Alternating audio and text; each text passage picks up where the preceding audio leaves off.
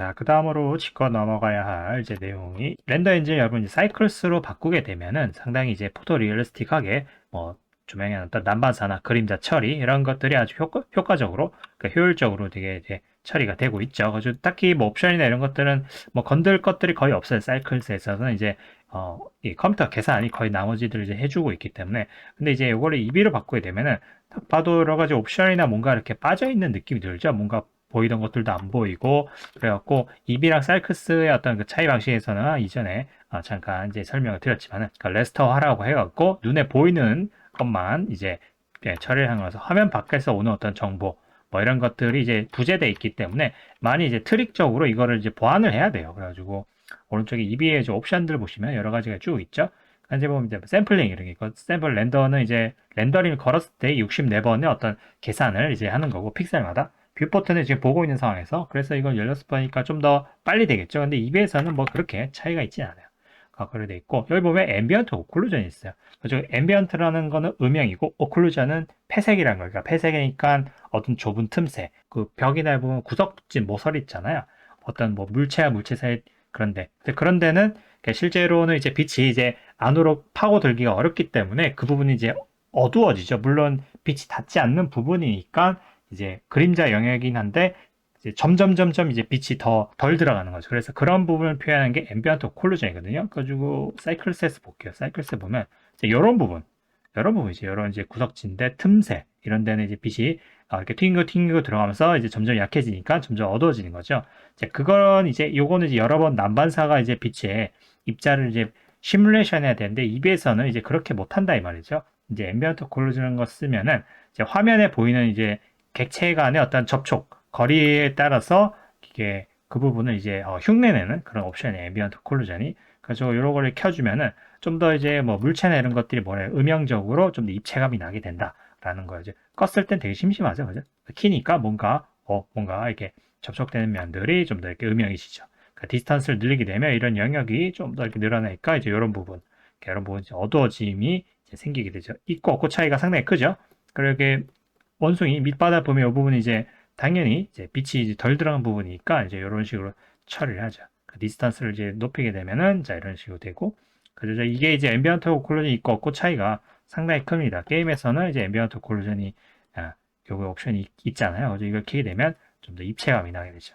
그러니까 팩터나 이런 것들 조절할 수 있고요. 그래서 이런 걸 이제 켜주면 되는 거고 그 다음에 블룸은 그 빛이 받았을 때 이런 화사해지는 그 가장 하이라이트 있는 부분을 이제 좀 더 뿌옇게 해주는 이제 블룸 효과죠. 그 다음에 가장 중요한 게 스크린 스페이스 리플렉션이야.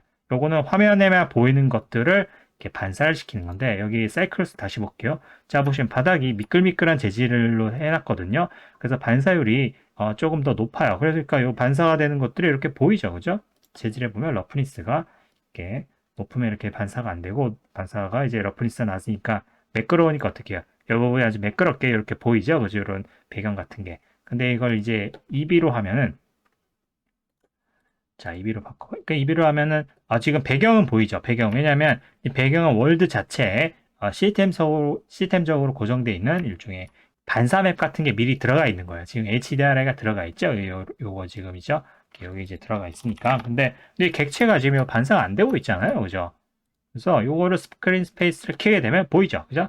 딱 보이는데 근데 사이클스와 다른 게 사이클스는 그 화면 밖에 있는 것들도 처리하니까 예를 들면은 이게 몽키의 이런 뭐 안 보이는 부분 이런 부분이라든가 자 이렇게 봤을 때 몽키의 아래 턱면 부분이 여기 보여야 되잖아요. 사이클스를 했을 때는 이렇게 보인단 말이죠. 밑변이. 근데 EB는 안 보여요. 왜냐면 EB는 아까 말했듯이 화면에서 보이지 않는 거는 처리를 하지 못해요.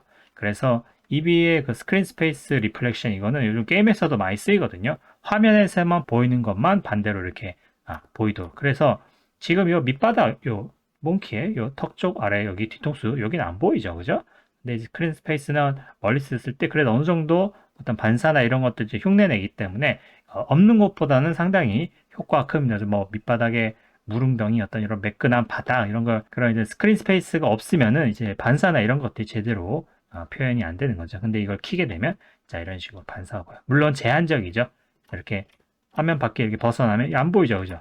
뭐 몽키가 보여야 되는 안 보이죠. 근데 화면에 보이면 이런 식으로 보이니까 이게 이제 스크린 스페이스 리플렉션. 다음에 이제 섀도우. 요거는 섀도우 그림자 생기는 지금 요 생기는 그림자 이렇게 보이시죠? 요거의 어떤 해상도를 이제 얘기를 해요. 가지고 큐브 사이즈는 뭐 일반적인 뭐 포인트 조명, 그 다음에 에리어 조명 그런 이제 그거 이제 그림자의 그 해상도. 그죠? 이게 높으면은 이제 낮으면은 그림자가 뭔가 이게 지글지글 이렇게 보시면은 각이 이렇게 져 있죠? 이렇게 계단 현상처럼 그 해상도가 이제 낮은 거예요. 이렇게 그죠?